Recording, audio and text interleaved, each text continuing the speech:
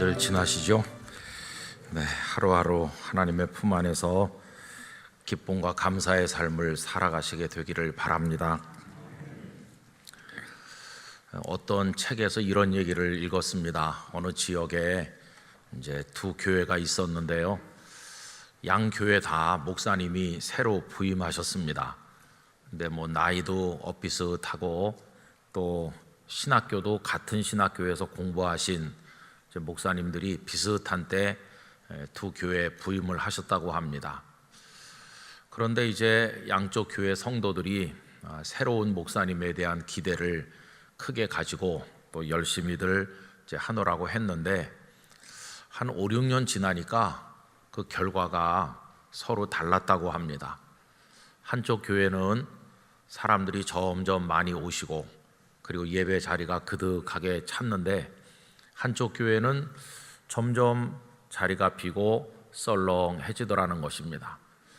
그런데 사람들이 그 이유를 잘 알지를 못했다고 합니다.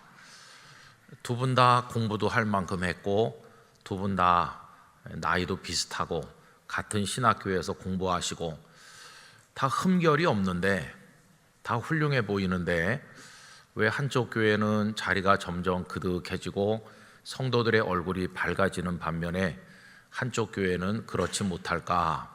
사람들이 잘 알아차리지 못했는데 그 지역에 이제 은퇴하시고 연세가 높으신 어떤 목사님께서 이쪽 교회도 가보시고 저쪽 교회도 가보시더니 단번에 그 원인을 말씀하셨다고 합니다. 여러분, 그 원인이 뭔지 궁금하지 않으세요? 이 나이 많으신 목사님이 내리신 결론이 아주 쉽고도 또 좀 충격적이기도 한 거죠. 그 목사님의 말씀은 이렇게 성도가 점점 많아지고 따뜻한 그 교회는 그 목사님이 중생을 경험한 목사님이다. 그런데 그렇지 않은 그 반대쪽 교회는 목사님이 굉장히 똑똑하고 반듯하고 그렇지만 죄 씻음의 감격이 없다. 그래서 다 예수 그리스도의 복음을 설교하지만 본인이 죄 씻음을 받은 감격이 없는 목사님. 그게 이제 어려서부터 교회 다니다 보니까 성경도 많이 알고 그리고 또 주변에서 교회 생활 잘한다고 칭찬하니까 이제 신학교까지 가서 목사님이 되긴 했는데 본인 자신이 죄로부터 용서받고 구원받은 기쁨과 감격을 잘 모르니까 이게 설교할 때 율법적 설교가 되는 것이고 주님의 그 용서하고 구원하시는 사랑을 성도들에게 따뜻하게 전달을 잘 못한다는 겁니다. 그러면서 설교에서만 그게 나타나는 건 아니고 그 목사님이 이제 성도들 이렇게 하시는 거 볼 때 자꾸만 지적을 많이 한다는 겁니다. 감싸 안고 또 이렇게 포용하고 그러지 못하고 애들이나 어른이나 하여튼 자꾸만 이렇게 지적하고 그런 설교를 하니까 점점 사람들의 마음이 이제 싸늘해졌다는 것입니다. 근데 이 한쪽 교회는 이제 그 반대라는 거죠. 이 목사님의 설교를 들어보면 저 목사님은 우리 주님으로부터 죄 씻음 받은 감격이 그 마음속에 살아있다. 그래서 누구를 볼 때 이렇게 정죄의 대상으로 보는 게 아니라 긍휼히 여기는 마음이 있다. 아, 저분이나 나나 이 학생이나 나나 예수 그리스도의 보혈이 아니면 구원받지 못할 그런 똑같은 존재들이고 나 자신이 먼저 주님의 은혜로 구원받고 죄사함 받은 하나님의 자녀가 된 그 기쁨이 있다. 그러니까 누구를 보면은 이제 목사님의 마음에 긍휼지심이 있는 것이고요.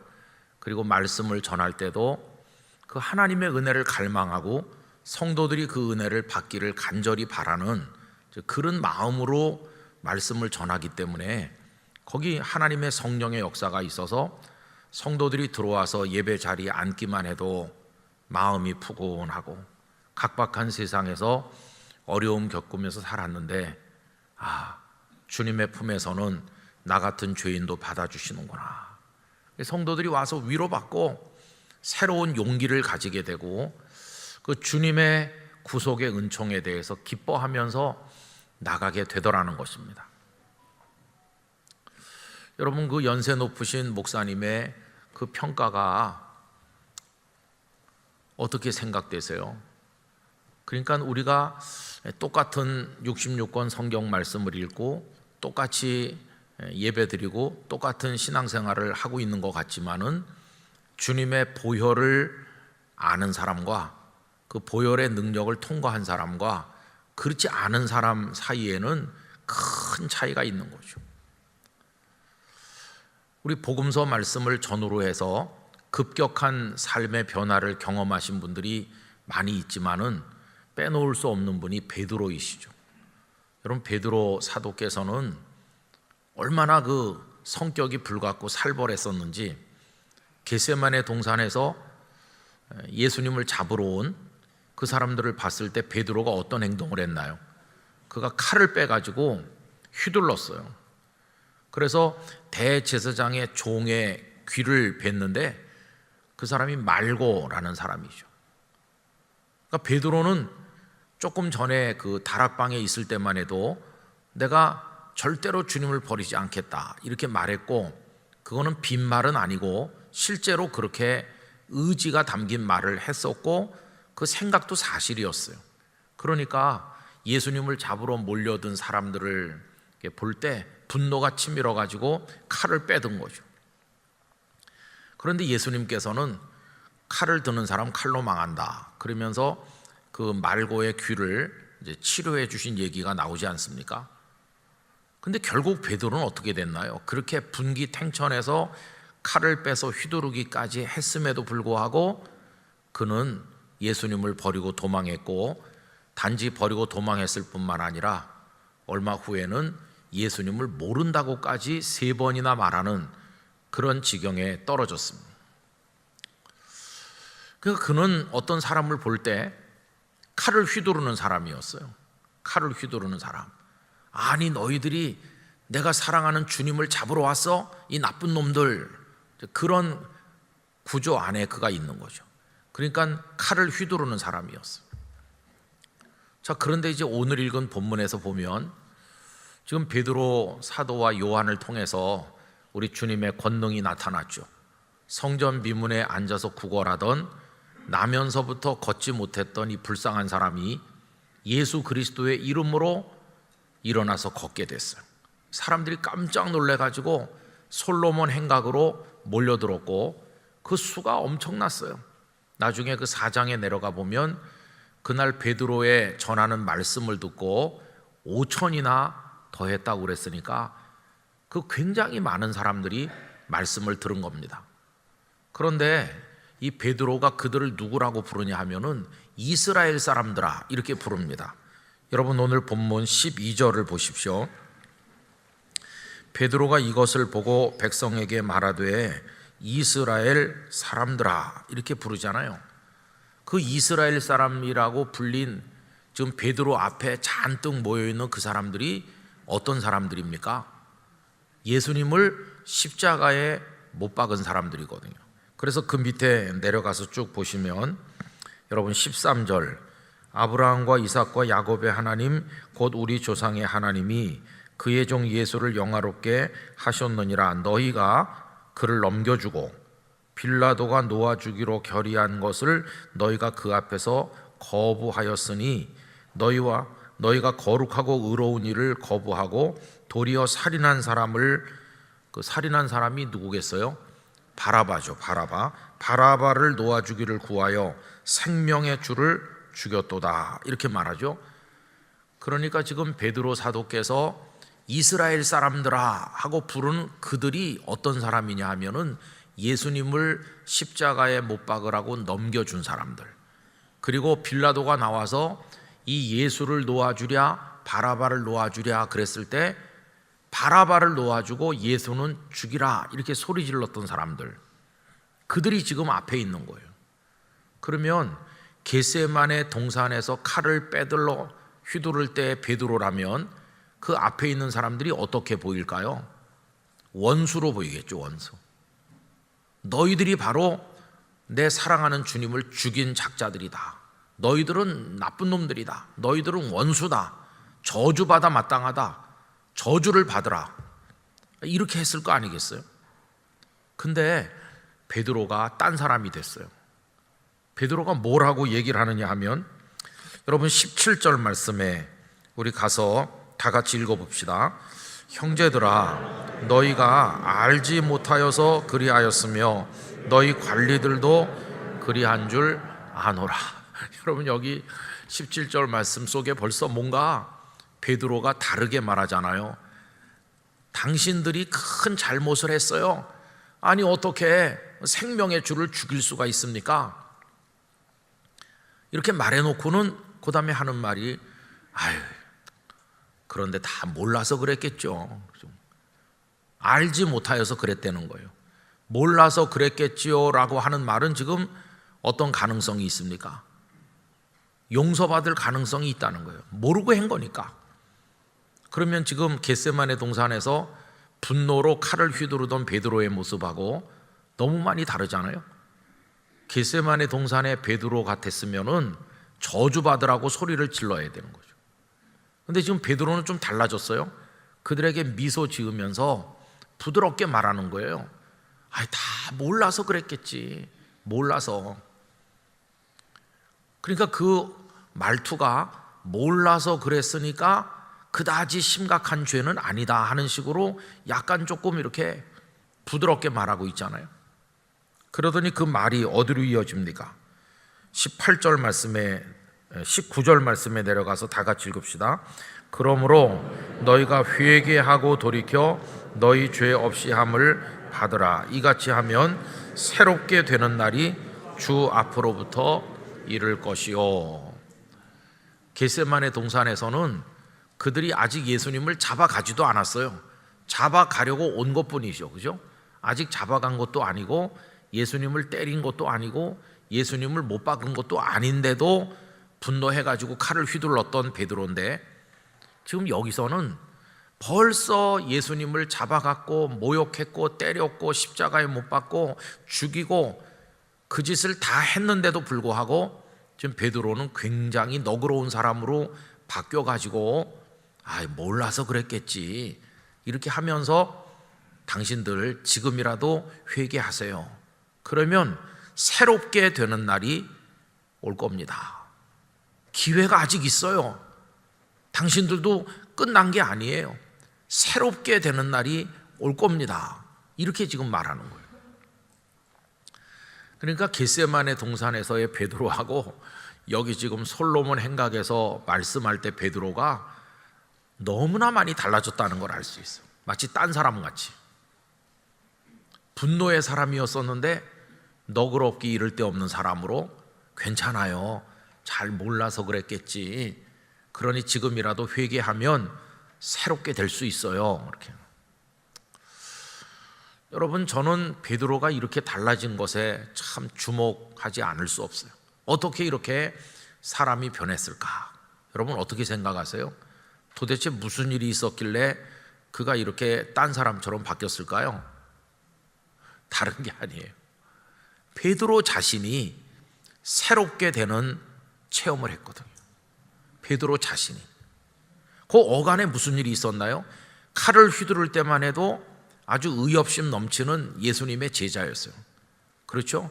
그런데 그 직후에 예수님께서 그를 꾸짖으시면서 말고의 귀를 치료해 주시고 난 그 직후에 그는 다른 제자들과 더불어 도망치면서 이제 부끄러운 제자가 됐어요. 그리고 나름대로는 그래도 의리를 가지고 가야바 법정에 멀찌감치 따라가긴 했지만은 불 쬐고 서 있다가 예수님을 3번이나 모른다고까지 말하는 신세로 전락했어요. 그 다음부터 그가 얼마나 깊은 고통 가운데 내가 사랑하는 주님을 저렇게 비방하고 때리고 하는 저 원수들 앞에서 예수님 편에 서지도 못할 망정, 아니 모른다고 말하다니, 이러면서 그의 자책감이, 그의 그 절망감이 그를 깊은 수렁으로 끌고 들어간 거죠. 결국 그는 나 같은 녀석은 다시 옛날로 돌아가서 물고기나 잡고 살아야 돼, 이제 희망이 없어. 그러면서 이제 갈릴리로 돌아간 거죠. 그래서 요한복음 21장 거기 디베랴 바다라고 표현된 게 갈릴리인데 거기서 그냥 물고기나 잡자 이렇게 하고 주저앉았어요. 그런데 어떤 일이 있었습니까? 부활하신 예수님께서 찾아오셨잖아요. 찾아오셔가지고 네가 이 사람들보다 나를 더 사랑하느냐 그러면서 내가 주를 사랑하는 줄 주께서 아시나이다 이렇게 할 때 제가 종종 말씀드린 것처럼 그의 그 고백은 억지로 쥐어짜는 없는 사랑을 있는 척하는 고백이 아니라 막 감격에 겨워서 사랑이 우러나는 거라고 그랬습니다. 그래서 사랑합니다 이렇게 말하지 않고 사랑하는 줄 주께서 아시나이다. 주님은 내 속을 들여다보시기 때문에 속일 수가 없는데 이거 진짜입니다. 내가 주님을 사랑한다는 거 다 들여다보고 아시죠? 그런 말이거든요. 그러니까 이 베드로가 여기 이 사람들 보고는 회개하라고 말하는데 그게 그의 베드로의 회개였던 거예요. 주님, 제가 주님을 사랑해요. 사랑한다는 거 다 알고 계시지 않습니까? 진심으로 당신을 사랑한다는 거 제 폐부를 꿰뚫어 보고 계시지 않습니까? 이게 그의 회개였던 것이에요. 지금이라도 기회가 있나요? 지금이라도 주님을 사랑하는 마음으로 저의 남은 여생 생명을 바칠 기회가 있다면 저를 당신께 드리고 싶습니다. 이게 그가 다시 돌아와서 주님 앞에 드리는 마치 탕자의 고백과 같은 회개인 것이죠. 그랬더니 주님께서 너 같은 녀석이 어떻게 해? 썩 물러가라 이렇게 하지 않으시고 내 양을 먹여라, 내 양을 쳐라. 이게 그 순간이 무슨 순간이었겠어요? 오늘 본문에다 연결시켜서 말하면 새롭게 되는 날이 임한 거예요. 야, 나같이 더러운 죄인이 새롭게 됐구나. 그때 여러분 희망 없는 제자로 전락해가지고 완전히 낭망해 있었는데 주님이 그에게 다시 기회를 주시고 사랑하는 제자로 받아주셨을 때 그의 그 무거웠던 바위 덩어리보다 더 무거웠던 그 짐이 한순간에 사라지면서 그 감격과 기쁨이라고 하는 걸 뭘로 다 말하겠습니까? 완전히 새로워지는 체험을 한 거죠. 그 체험을 하고 나서 그리고는 거기다가 다락방에 성령의 역사가 임하던 오순절 성령으로 충만함까지 받고 나니까 사람이 변했어요. 이제는 분노로 정죄하고 칼을 휘두르는 사람이 아니라 이제는 예수님을 십자가에 못 박으라고 소리질렀던 그 원수 같은 사람들이 잔뜩 모여 있지만 이제 그들을 원수로 바라보는 게 아니라 이 사람들도 회개하면 새롭게 되는 날이 임할, 그래서 나의 형제와 자매가 될 사랑하는 사람들이다, 이런 눈으로 바라보게 된 거예요. 그리고는 간곡하게 당신들도 회개하면 새롭게 되는 날이 이를 겁니다. 당신들도 기회가 있어요. 당신들도 구원받을 겁니다. 당신들도 새 사람 될 수 있어요. 그러면 나처럼 되는 것이고 내 믿음의 형제 자매가 되는 겁니다. 당신들이 누굽니까? 이스라엘 사람들 아닙니까? 이스라엘 사람. 여러분, 이스라엘 사람들이 어떤 사람들인가요? 오늘 본문 25절에 가서 보시면 이스라엘 사람들은 보통 사람들이 아닙니다. 그죠? 너희는 선지자들의 자손이 아니냐, 또 하나님이 너희 조상과 더불어 세우신 언약의 자손이다. 당신들은 언약의 자손입니다. 그리고 아브라함에게 이르시기를 땅 위의 모든 족속이 너의 씨로 말미암아 복을 받으리라 하셨으니 당신들이야말로 땅의 모든 사람들이 복을 받게 하는 그 복의 통로 같은 사람들 아닙니까? 그래서 이 복음이 당신들에게 먼저 전해진 것은 당신들이 이 은혜를 입어서 새롭게 되는 날이 임하도록 하시기 위함입니다.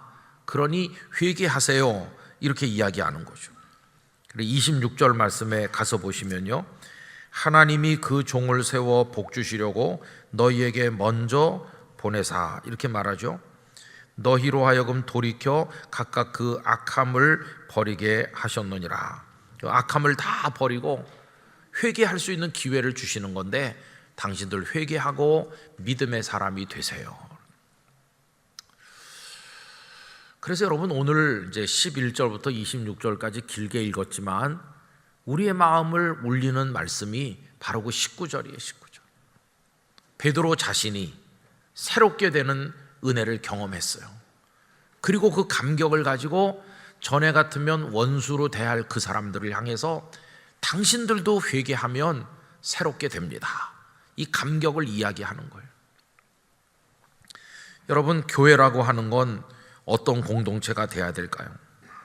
바로 구원받은 이들이 구원받은 기쁨과 감격을 가지고 새로 오시는 성도, 아직 그 구원의 기쁨을 경험하지 못한 교회 안의 사람들을 향해서 이 사랑의 말씀으로 같이 새롭게 되자고 얘기하는, 사랑으로 하나 되기를 추구하는 바로 그런 공동체가 돼야 된다고 생각합니다. 이게 이제 사랑이 넘치고 은혜가 충만한 교회의 모습인 것이죠. 전에도 언젠가 말씀드린 기억이 있는데, 제가 알고 있는 목사님 중에도 그런 분이 있어요. 굉장히 깔끔하시고 지금은 은퇴하신 분이신데 진짜 구두 코어에 파리가 앉았다 낙상할 만큼 반짝반짝반짝하고 바지 줄도 그냥 쫙 다려서 그냥 머리끝부터 발끝까지 그냥 완전 영국 신사 같아요. 그냥 쭈글쭈글한 옷을 입는 법이 별로 없고요.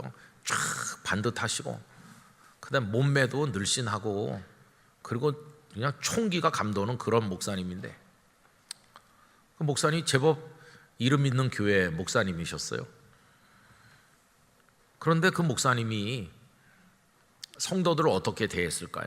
당신이 그렇게 완벽주의자고 깔끔하시고 하니까 성도들 좀 다 우습게 보이는 거예요. 아유, 저 집사님 왜 저렇게 입고 다니나, 그냥 하는 일이 다 마음에 안 든다, 이제 이런 식으로 마음속으로 생각하셨던 것 같아요. 근데 나중에 그 목사님께서 인생의 전환점을 맞이했습니다. 아주 우연한 기회에 50이 좀 넘어가지고 한창 이제 나이 한창 들어가신 그때 어떤 사실을 알게 됐냐면은 당신의 어머니에 대해서 알게 됐어. 어머니, 일찍 돌아가신 어머니. 자기는 그 어머니에 대해서 정보가 많지 않아서 잘 몰랐는데 누군가를 통해서 들은 어머니는 이 목사님을 수렁으로 끌고 내려갔어요. 그 어머니가 술집에서 술 따르던 여성이었다, 그걸 알게 되신 거예요. 그래가지고 이 목사님이 받은 충격이 이만저만이 아니에요. 완전히 무너졌어. 그래가지고는 교회에다가 좀 쉬어야 되겠습니다 이렇게 하고는 이제 기도원에 올라가서 제법 오래 계셨죠. 그 목사님 나중에 어떻게 됐을까요? 거기 가가지고 하나님 앞에 왜 이 나이에 그걸 알게 하십니까? 지금까지 몰랐으면 영영 모르고 지나야지 왜 이 나이에, 어중간한 나이에 저를 이렇게 비참하게 만드시고 너무나 마음 아프게 만드십니까? 그랬더니 그 마음속에 주님이 주신 대답은, 너 너무 거만하지 않니? 너 너무나 너 잘난 맛에 살지 않니? 너 자신이 얼마나 초라한 존재라는 것을 좀 알아야 되지 않겠니? 네가 그렇게 도도해가지고 십자가 앞에 무릎을 꿇을 수 있겠니? 너희 교회 성도들이 너에게 왜 다가오지 않냐? 너는 지금 목회를 하는 게 아니라 목회는 그 십자가의 사랑을 얘기하는 건데 너 자신이 그걸 모르지 않느냐? 여러분, 그분이 그걸 계기로 해가지고 변했어요. 변해서 진짜 새롭게 되는 날이 이른다는 말씀처럼 그분이 새롭게 됐어요. 새롭게. 겉도 달라지고 속도 달라졌어요. 우선 그렇게 구두 코를 닦지 않게 됐고 이제는 달라졌어요. 그리고 속도 달라졌는데 모든 사람이 다 자기보다 훌륭하다고 여겨졌대요. 설마 여기 앉아있는 우리 교인들 중에 술집에서 일하던 여인에게서 낳은 사람이 있겠나? 나밖에 누가 그런 사람 또 있겠나? 그러니까 나야말로 가장 천한 출신이 아닌가? 다 지금 좌석에 앉아 계신 성도들이 다 나보다 훌륭한 분들이다 이렇게 생각이 됐다는 거예요. 그 다음부터는 정말 이제 도도하게 군림하던 목사님이 아니고 진짜 눈물로 바라보면서 섬기는 목사님으로 변해간 거예요. 여러분, 자기 자신이 죄인이라는 거 알고 예수 그리스도의 십자가를 통해서 새롭게 되는 은혜를 경험하고 그 감격으로 예수님을 믿는 사람하고 그거 모르고 그냥 교회에 드나드는 사람하고 전혀 다른 거죠.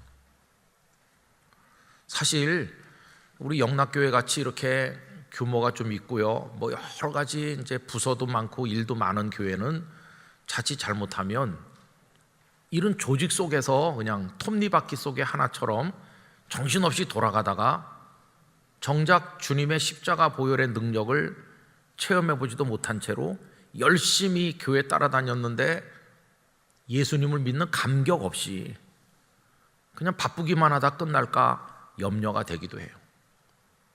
제가 지난 어저께군요, 우리 1, 2, 3, 4 여전도회 수련회 모인 자리에서도 그런 얘기를 했어요. 결국 중요한 것은 주님 앞에 서 있는 우리 자신이거든요. 오늘 저녁에 여기 오신 성도들이나 영상으로 보고 계신 분들이나 여러분 반드시 새롭게 되는 은혜를 경험하셔야 됩니다. 새롭게 되는 은혜를 경험하셔야 돼요. 그래서 오늘 저녁에라도 주님이 우리를 부르시면 난 이미 죄 씻음 받고 새롭게 됐기 때문에 나는 주님 품에 안길 줄 믿습니다. 그 감격이 있어야 되는 거예요. 그게 투철하면 교회 안에서 누굴 봐도 저분도 다 연약한 부분이고 저분도 다 죄인이고 나도 죄인이고 우린 다 십자가 보혈 앞에 모인 거다 이렇게 생각하면 다 우리 그냥 다 부족한 사람들이고 다 형제 자매들이고 그래요. 그냥 그 하나만으로 우리는 서로 얼싸 안을 수 있는 거죠. 그래서 여러분, 그 목회자에게 가장 필요한 그게 뭘까? 여러분, 교회들이 목사님을 청빙할 때 자꾸 외향적인 스펙을 많이 보잖아요. 그래서 목사님이 뭐 공부를 많이 하셨나, 뭐 목사님이 어떤가 저떤가 하고, 전에 말씀드린 것처럼 심지어 사모님 고등학교 성적표까지 내라는 교회도 있는데 사모님이 고등학교 안 나왔으면 어떡할 거예요? 참 교회들이 이상하게 변해가고 있어요. 그래가지고 쫙 이렇게 해가지고, 근데 그 목사님 마음속에 여기 새롭게 된 감격이 없다면 그럼 어떻게 복음을 얘기하겠어요? 복음, 밤낮 강단에서 얘기하는 게 복음인데, 복음은 죄인을 용서하시는 하나님의 구원의 메시지인데 그걸 얘기하지 못하면 그 교회는 교회가 아닌 거죠. 율법적인 도덕적인 얘기를 매일 할 수 있죠. 정직하게 살아야 됩니다, 성실하게 살아야 됩니다, 이웃을 사랑합시다, 뭐 섬깁시다, 이런 말을 얼마든지 할 수 있는데 그 모든 것이 생명력을 가진 메시지가 되려면 주님이 날 구원하신 줄 믿습니다. 나 죄인이었었는데 주님 내 죄를 씻어주셨어요. 그 기쁨이 전제가 된 다음에 사랑도 하고 섬기기도 하는 거죠. 그게 없어가지고는 아무것도 안 되는 거죠. 여기 지금 베드로 앞에서 이스라엘 사람들아 라고 불리고 있는 그들이 얼마나 도도한 사람들입니까? 아까도 본 것처럼 우리는 언약의 자손들이고 우리는 복의 통로로 선택받은 사람들이고 우리는 하나님을 알고 우리는 율법을 알고 있고 우리는 메시아가 온다는 거 알고 있다, 이렇게 자부심이 강한 사람들이었어요. 더군다나 예수님을 십자가에 못 박을 때 앞장선 사람들은 평범한 사람들이 아니라 그 중에서도 뽑고 뽑은 대제사장, 서기관, 바리새인 굉장한 사람들이었어요. 그런데 그렇게 다 잘 알고 있다는 사람들이 지금 베드로가 뭐라고 그럽니까? 알지 못하여서 그렇다. 가장 잘 아는 사람들을 앞에 놓고 베드로는 알지 못해서 그래요. 여러분, 이 지식의 왜곡된 한계를 우리가 볼 수 있잖아요. 우리는 가장 율법도 잘 알고 하나님도 잘 알고 메시아가 오신다는 것도 알고 우리는 다 잘 알아요. 그러는데 그들이 저지른 것은 정작 잘 안다던 메시아가 오셨지만 메시아인 줄 알아보지도 못하고 하나님이 보내신 분이라는 걸 늘 성경을 읽으면서도 알아보지도 못하고 안다고 했지만 그들의 아는 게 얼마나 왜곡되어 있습니까? 그래서 우리 이런 말을 쓰죠, 그죠? 아는 거 너무 자랑하면 안 되는데요. 이런 말을 씁니다. 하나만 알고 둘을 몰라. 이렇게 말하는 게 무슨 뜻입니까? 그 지식의 한계를 말하는 거죠. 또 이런 말도 있죠.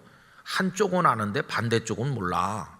지식이 한쪽으로 편중되면 한쪽은 잘 알아요. 그런데 그 반대쪽을 모르는 거죠. 그거보다 더 심각한 표현 중에 이런 게 있습니다. 시작은 아는데 끝을 몰라. 여러분 시작이야 뭐 다 지켜봤으니까 예를 들면 마라톤 경주를 하는데 수백 명의 선수들이 출전해 갖고 땅 총소리와 함께 확 뛰쳐나가는 걸 내 눈으로 봤으니까 시작은 알죠, 그죠? 몇백 명이 참여했고 내가 아는 아무개 선수도 그 속에 있고 뭐 컨디션이 좋다고 그러더라. 시작은 아는데 앞으로 한 2시간 지난 다음에 그 42.195km를 달린 그 끝이 어떻게 될지, 자기가 아는 선수가 골이나 할 수 있는지, 중간에 낙오할 건지, 그러면 골이 나면 몇 등으로 할 건지, 입상을 할 건지 그거 알 수 있나요? 여러분 시작은 아는데 끝을 모르는 거의 대표적인 게 뭡니까? 우리 인생이죠, 우리 인생. 제가 부산에 있을 때 경남고등학교 신우에 속한 분들 성경 공부를 종종 했었는데요. 다 저보다 꼭 10살 많은 분들이 있어. 꼭 10살 많은. 그 중에 그 가끔씩 오던 분이 여기 김형호 전 국회의장도 그 동기여가지고 가끔 드물게 한 번씩 이렇게 오시고 그랬었는데 제가 그분들한테 물어봤죠. 신우회 모임을 하지 않다가 왜 50 넘어서 갑자기 다 연락해갖고 예수 믿는 친구들끼리 모여서 신우회를 하게 됐습니까? 이렇게 그분들한테 여쭤봤더니 인생이 너무 허망하다는 거예요. 고등학교 다닐 때는 다 깜장 교복 입고 머리 빡빡 깎고 다 같은 출발선상에 서 있었다는 거예요, 그죠? 마치 마라톤 선수 땅 하면 동시에 뛰어나가는 것처럼 같은 선상에서 뛰어나간 것 같은데 한 20년, 30년 지나니까 이게 끝을 모른다는 말처럼 너무나 달라진 거예요. 어떤 사람은 명문대학에 합격했고 어떤 사람은 좀 대학 입시에 실패했고 뭐 이러면서 한 2, 3년 후에 약간의 차이가 좀 벌어진, 선수 중에 앞에 뛰는 선수, 뒤처지는 선수 이렇게 약간 벌어지더니 나이가 한 50 넘으니까 이 세상의 기준으로 말하면 저만치 앞에 가 있는 아주 출세하고 성공해가지고 이름 석자가 자자한 사람이 있는가 하면 가정도 제대로 못 꾸리고 기본 인생 그것도 제대로 안 되는 아주 어려운 친구들도 생기고 이게 천차만별이 됐다는 거예요. 그래갖고 60이 가까워가지고 생각해 보니까 그래서 내게 남은 게 뭐 있나. 한 30대, 40대, 50대는 성취의 기쁨, 소유가 늘어나는 기쁨, 만족 이런 거 있었는데 한 60이 내일 모레인 나이가 되니까 막 허망하더라는 거예요. 허망해. 벌써 세상 떠난 친구도 있고 그래가지고 내가 성공해서 이걸 가지고 뭐 어떡할 건가, 내 인생에 남은 게 뭔가 하니까 죽는 일만 남은 것 같은 생각이 들고 야 인생 정말 헛살았구나. 그 사랑했던 친구들이 어떻게 돼 있는지 소식도 모르고 그러지 말고 우리 추적해갖고 찾아서 주님을 믿는 친구들끼리라도 좀 모이자 이래가지고 이제 모이게 됐노라고 그런 말씀을 하셨어요. 거기 모인 분들 가서 보면은 교회 장로님들도 여러 분 계시고 다 그래도 잘 믿는 분들이 계셔서 거기 가서 1시간 예배드리고 성경 말씀 나눌 때 참 마음이 따뜻했어요. 왜냐하면 다 주님의 보혈의 능력보다 소중한 게 없다는 걸 아는 분들이 모였으니까 이제는 다 관용하고 사랑하는 눈으로 바라보는 거예요. 거기 뭐 누가 돈이 좀 많고 적고 뭐 누가 뭐 유명하게 됐고 누가 뭐 잘 안, 이런 차이가 다 없어요. 거기는 그냥 다 같이 그들에게 남은 공통점은 예수님 안에서 천국에 가는 것만 남은 거예요. 그걸 그렇게 만들어준 게 뭘까요? 주님의 보혈을 다 통과한 거죠. 새롭게 되는 경험을 하고 나면 다 그런 것이에요. 저는 우리 영락교회 성도들이 많기 때문에 이름 석자도 서로 모르시는 분들이 태반으로 많지만, 그래도 우리 교회 이 공간 안에 저 베다니 광장을 거닐고 우리 영락교회 성도다 이렇게 할 때 우리 안에 이런 감동의 교제가 충만하기를 원합니다. 다 주님 안에서 새로워진 사람들이다. 저분도 다 옛날에 아픈 과거가 있었고, 이분도 다 하나님 앞에 부족한 게 많았고, 나도 죄인이고, 그런데 우리 다 주님의 보혈 안에서 새롭게 된 사람들이 아닌가. 그 감격을 통과한, 영적으로 태어난 거듭난 감격을 가진 우리가 아닌가. 이렇게 하면은 이 교회 안에서 누구든지 다 끌어안아 줄 수 있고 사랑할 수 있는 것이겠죠. 그러면서 이 거룩한 공동체가 험난한 세상을 통과하는데 마치 이스라엘이 광야를 통과하듯이 통과해가지고 마지막에 우리 인생의 여정이 끝나는 그날 우리 주님 품에 다 같이 안기는 것이, 이 베드로의 너그러움과 사랑의 미소가 느껴지는 것 같지 않습니까? 잘 몰라서 그랬죠 이렇게 하면서 지금이라도 회개하면 당신들 새롭게 될 수 있어요. 이게 얼마나 따뜻한 메시지입니까? 그러니까 그날 그 말씀에 막 눈물이 나고, 우리가 그 예수 선생님을 죽여라 죽여라 이렇게 했는데 저 베드로의 얘기를 듣고 보니까 그게 아니었구나. 우리가 구약 성경을 잘 알고 그런 것 같은데 우리가 진짜 모르는 게 많았구나. 몰라가지고 이런 어처구니 없는 메시아를 죽이는 짓을 했구나. 우리에게 기회가 있을까? 그러면 회개하면 새롭게 돼요 하니까 그날 5,000명이나 주님 앞으로 돌아온 거예요. 저는 이 말씀을 이제 오늘 오후에도 정리하고 앉아서 있으면서 우리 영락교회 예배가 여기 이 분위기였으면 좋겠다는 생각을 했어요.